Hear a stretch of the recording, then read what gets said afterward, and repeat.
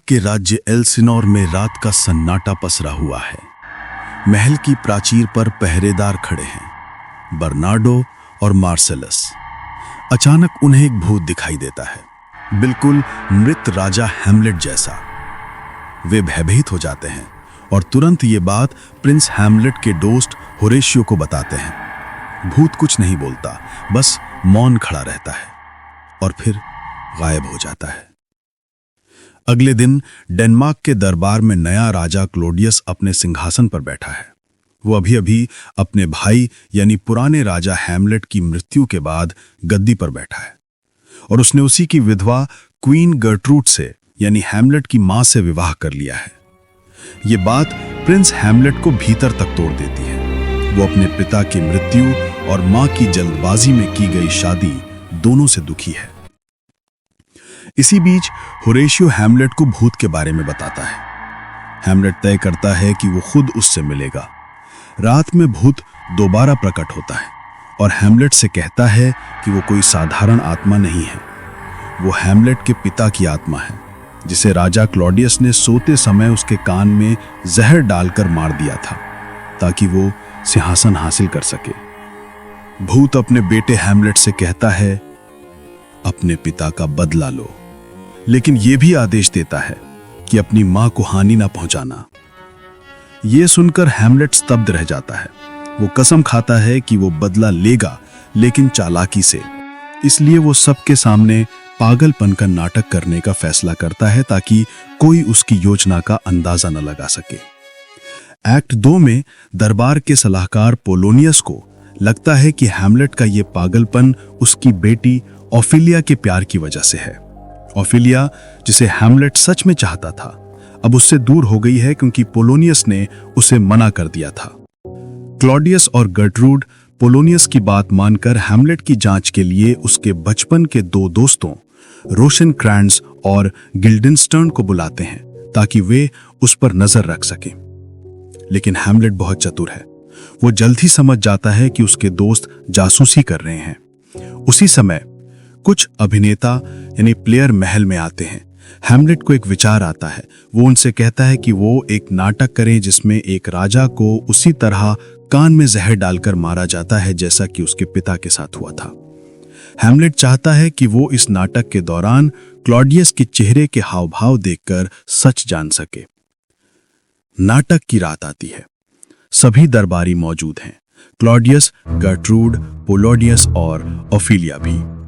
जैसे ही नाटक में राजा को जहर डालकर मारा जाता है, क्लॉडियस का चेहरा पीला पड़ जाता है और वो अचानक उठकर चला जाता है। अब हैमलेट को पूरा यकीन हो जाता है, क्लॉडियस ही उसके पिता का हत्यारा है। उस रात हैमलेट अपनी मां के कमरे में पहुंचता है।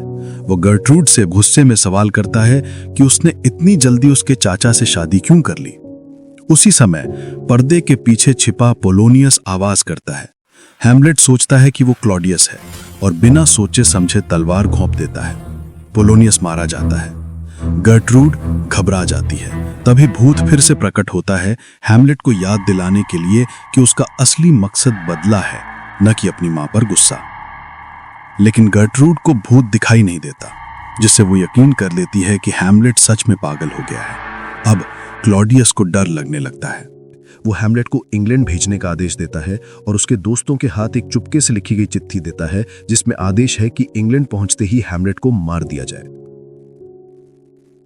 पर रास्ते में हैमलेट का जहाज समुद्री डाकुओं के हाथ लग जाता है। वो उसे पकड़ लेते हैं, लेकिन बाद में उसे छोड़ देते हैं। इस तरह हैमलेट वापस डेनमार्क लौट आता है। इधर ओफेलिया अपने पिता की मौत और हैमलेट के व्यवहार से पागल हो जाती है। वो गाने गाती है, फूल बांटती है और अंत में पानी में डूबकर मर जाती है।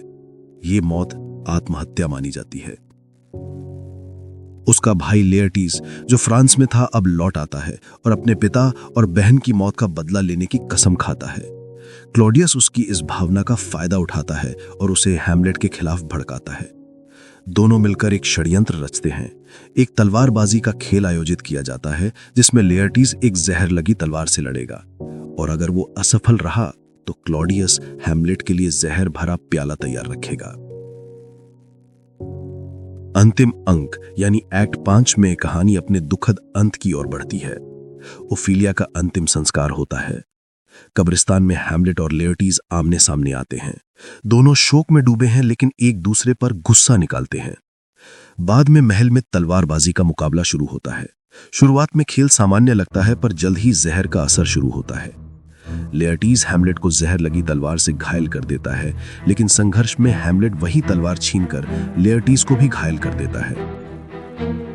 इसी दौरान क्वीन गर्ट्रूड गलती से जहर वाला प्याला पी लेती है और वहीं गिर पड़ती है।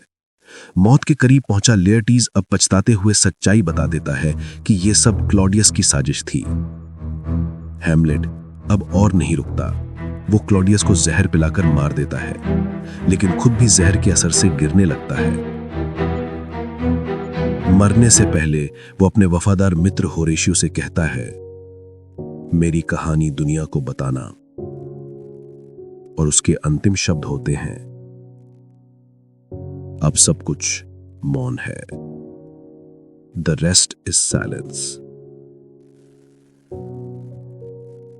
राज्य का अंत हो चुका है। राजकुमार फोर्टिनब्रैंड डेनमार्क पहुंचता है और मृत राजकुमार हैमलेट को वीर सम्मान देने का आदेश देता है। हैमलेट की कहानी एक राजकुमार की अंतरात्मा की लड़ाई है।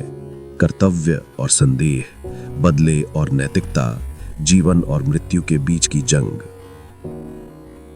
यह हमें दिखाती है कि कैसे भ्रष्ट सत्ता, लोभ और अत्यधिक सोच एक व्यक्ति को भीतर से तोड़ देते हैं। अंत में जब हर कोई अपने प्रतिशोध में नष्ट हो जाता है तो केवल एक बात रह जाती है, सत्य, जो मृत्यु के बाद भी जिंदा रहता है।